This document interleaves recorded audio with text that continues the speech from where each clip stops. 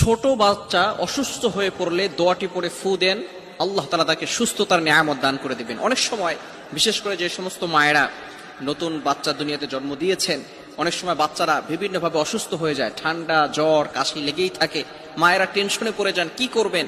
অনেক সময় ডক্টর পাশে থাকে না, অবশ্যই বাচ্চাদেরকে ডক্টরের কাছে নিয়ে যাবেন। এরপরেও কিছু কোরআনী আমল রয়েছে, আল্লাহ তাআলা কোরআনের ভিতরে সব দিয়েছেন।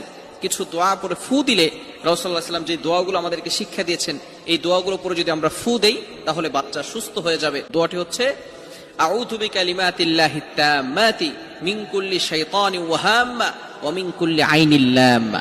এই ছোট্ট দোয়াটি আমরা ছোট ছোট বাচ্চাদেরকে পরে ফু দিব। মিশকাত শরীফের ভিতরে হাদিস এসেছে, অনেক সাহাবায়ে কেরাম এই দোয়াটি লিখে এরপরে বাচ্চাদের হাতে বেঁধে দিতেন সাহাবায়ে কেরাম, কেননা বাচ্চারা পড়তে পারে না, এটা পড়লে দুষ্ট জিন জাতি বলেন এগুলো থেকে সে বাঁচতে পারবে। অনেক সময় ছোট বাচ্চা এতটা অসুস্থ হয়ে যাচ্ছে, বারবার বমি করছে,